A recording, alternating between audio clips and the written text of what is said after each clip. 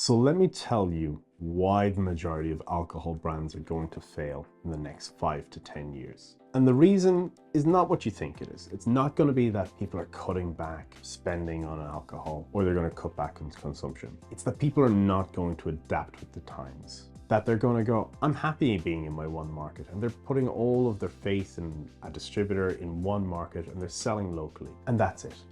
And that's fine until a bigger competitor comes along, blows your product out of the water, people fall out of love with it, you run into cash flow problems, all of these things. The majority of people have too much risk and don't own the route to market. So let me tell you what you could do about this. 1, you could curl up and decide not to do this anymore. 2, you could try and sell out, but you're probably not at that stage. But I'll tell you what the smart thing and what I've seen really work in the industry is controlling your route to market, controlling your own destiny. And how do you do that? It's through selling online. It's through owning your own customers. When I grew my alcohol brand and I grew into a new market, when that distributor failed, I'd spent 150,000 euros in growing into that market. And when I realized that the distributor had failed, I realized that the bars and restaurants and retailers that were buying from him weren't my customers, they were his customers. So trying to rebuild that thing again overnight, it just wasn't possible because I didn't have the contact details of these people. I didn't have the relationships. Whereas with D2C, you've got a direct relationship with your consumer, with the person buying from you. And people go, oh, but what if I lose money? The cost of acquisition is too high, or I'm gonna have to spend money. And you're like, yes, but if you look at it this way, if you look at it as in, if you're only selling one bottle, and that's what you do when you sell to a distributor, you're selling one bottle at a time. But with direct to consumer, you're selling the relationship, you're building a relationship. If that person only buys once from you, you've got a problem, and it might be that the liquid doesn't taste too good, or you might not have something to compel them to come back. But on average, a consumer will buy from a brand 3 to 4 times a year. So I speak to a lot of brands, and one of the questions that comes up all the time is selling alcohol online right for me? I get asked that so many times every week. And in short, the answer is usually yes. However, there are some scenarios where it doesn't work. And the important thing is to be aware of them. So I'm going to run you through a couple of them here. So let's run through 4 scenarios to find out if selling alcohol online is right for your brand. Point number 1, it's your level of ambition. Some brands are happy being lifestyle brands. They're happy just making their product and selling it locally, being a local hero, maybe getting national retailers and staying in their own country. And that's all they really want to do. They don't want to grow too big. They have a nice pace of life. They don't really want to get into the scaling issues. And that's fine. But selling online internationally across borders is probably not for you then. So if the lifestyle business sounds lovely and you're like, hey, that sounds great, it comes with its own risks. So generally with those businesses, they have one route to market. They're depending on a distributor, or depending on like one market.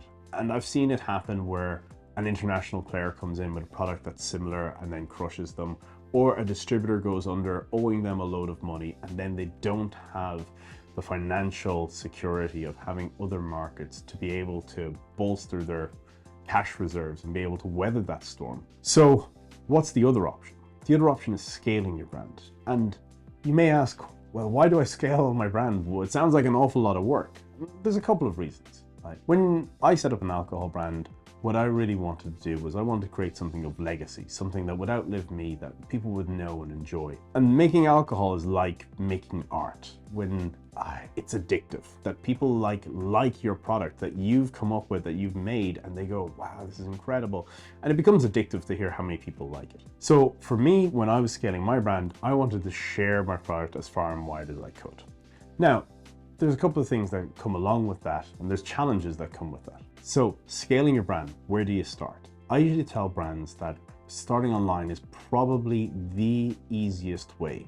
Now, I'm not saying it's going to be easy, but it's going to be a hell of a lot easier than the traditional route to market. It's the easiest way to test, and it's the easiest way to actually figure out if people want your product in a new market. It's the most cost-effective way of growing, and if you don't have big piles of money sitting under the couch, or this isn't just a hobby project that you've made tons of money from selling another business, that you want to actually grow this organically and use cash flow, online sales is the most cost-effective way of growing.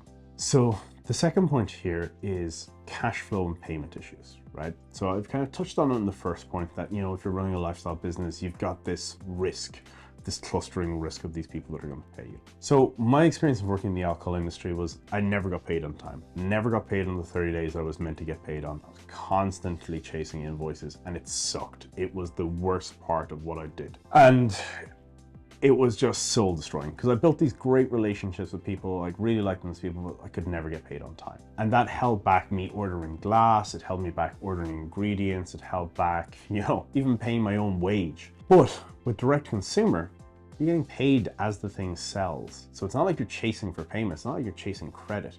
You're getting paid before the product ships. And the product is already sitting in a warehouse. So you're making money as it goes out the door. And it is the best way. Like, I mean this, that you get paid when the product leaves. I wish you could do it in B2B sales. I wish you could do it in the traditional market, but everything runs on credit, it seems. So 3, if you don't have the confidence in your brand, if you don't have a great message to tell, if you have a product that isn't remarkable, then selling online is probably not for you. Because how do you convince somebody to try something that they haven't tasted if you haven't got a good brand story, if you haven't got something unique about it? If it is made in the same giant vats as other people and in some nondescript factory, like, it's one of these things that there's no real magic and mystic selling point to it. So if you haven't got a brand story, you haven't got an interesting product, online's probably not going to work for you. Or if the product price point is too low, because you probably don't have any of that special stuff about it, you might just be a value brand. It's probably better suited to sitting on a shelf in a store, in a discount store, one of those things. Online's probably not for you. On the flip side, you have premium products that have done the hard work, that have interesting brand stories, that take risks and do maverick decisions that other people generally wouldn't. And you see this with brands all the time, where they do the things that the large companies won't do because, you know, it doesn't make sense, it doesn't scale. But boy, does it make a fantastic product. And flavor is what it's all about. Or you've got somebody who's got a grudge or like a chip on their shoulder that is about to make the world's best product and they want to share it with the world. As a winery or the winemaker, they've come up with some crazy ideas. So let me give you an example. And I'm not sure if this is like an urban legend or if I'm making this up, right?